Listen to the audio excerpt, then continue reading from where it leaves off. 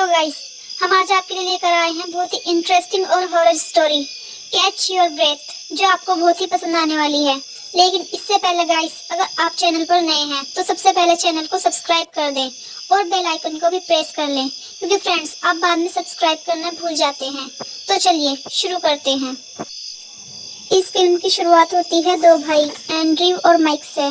इन दोनों की कन्वर्सेशन से हमें पता चलता है कि ये एक हॉन्टेड घर में आए हैं, जिस वजह से एंड्रयू को काफी डर लग रहा था, पर माइक को बिल्कुल डर नहीं लगता है और ये बेचारे एंड्रयू को भी अपने साथ चलने के लिए पुश करता है। दरअसल इस घर में बहुत साल पहले एक पागल औरत ने बहुत बेरहमी से अपनी इकलौती बेटी को पानी में डुबोकर मारा था और फिर खुद भी उसी पानी में डूबकर मर गई थी। उस हादसे के बाद से लोगों का कहना है कि उन दोनों की आत्मा इस घर में भटकती है।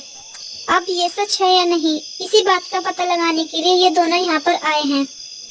इनके स्कूल में ये चैलेंज काफी पॉपुलर है, इसका नाम है कैच योर ब्रेथ। और इनके कुछ फ्रेंड्स का कहना है कि वो यहाँ पर आए थे, जिस वजह से वो काफी पॉपुलर हो चुके हैं, उनको काफी पॉपुलैरिटी मिल चुकी है और माइक भी पॉपुलर होना चाहता है, जिस वजह से वो चैलेंज को पूरा करना चाहता था। और एंड्रयू को भी एक लड़की को इम्प्रेस करना था, इसलिए वो भी चैलेंज पूरा करने के लिए मान जाता है। पर चैलेंज इतना भी सिंपल नहीं था।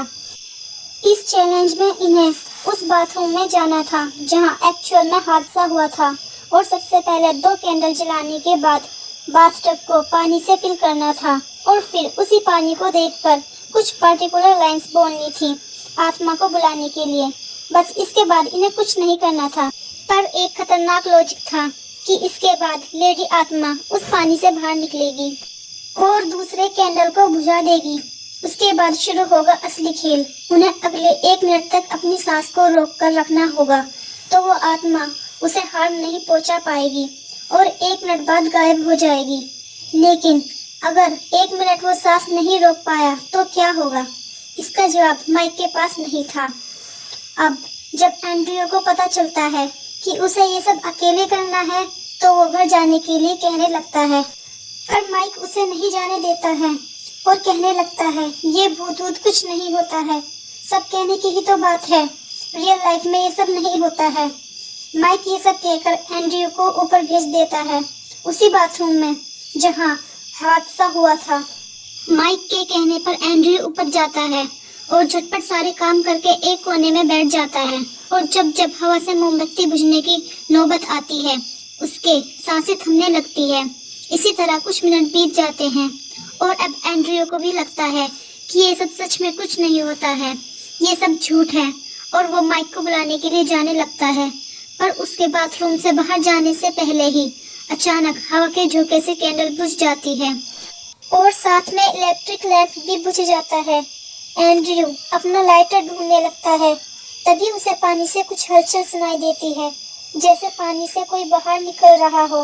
अब डर से एंड्रयू का गला सूख चुका था, उसे यकीन नहीं हो रहा था ये सब सच में हो रहा है।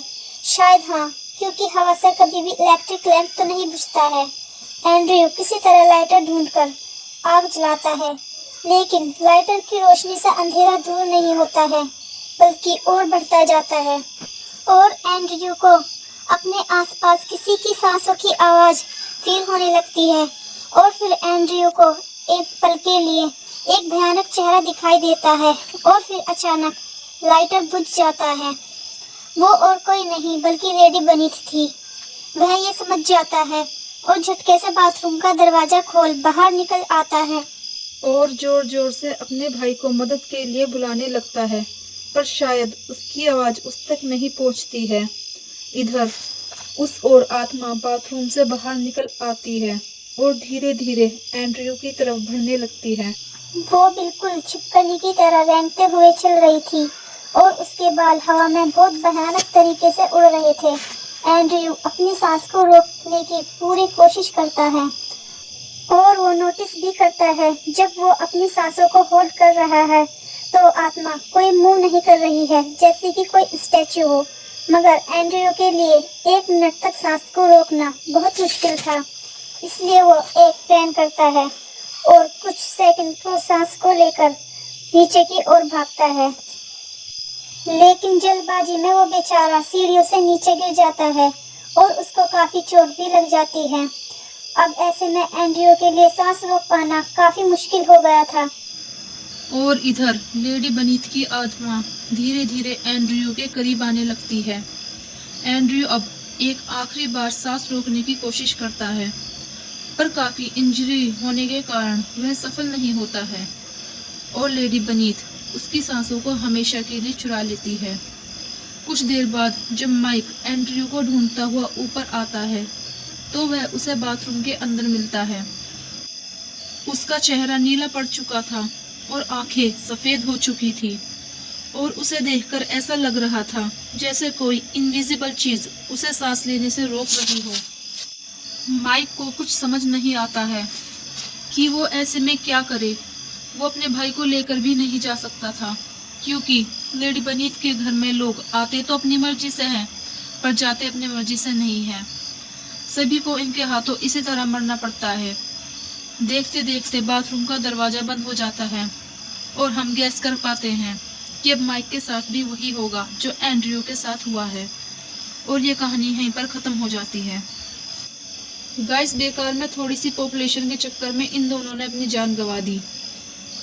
इन लोगों ने ये भी नहीं सोचा कि इनके दोस्त जो यहाँ आने का दावा करते थे वो झूठ भी तो हो सकता है, और बेकार में इतना बड़ा रिस्क ले लिया। दोस्तों, इस तरह की गलती कभी मत करना। दोस्तों, अगर आपको ये स्टोरी पसंद आई है तो चैनल को सब्सक्राइब जरूर कर दें और बेल आइकन को भी प्रेस कर लें, जिससे आपको इसी तरह की स्टोरी लगातार मिलती रहे।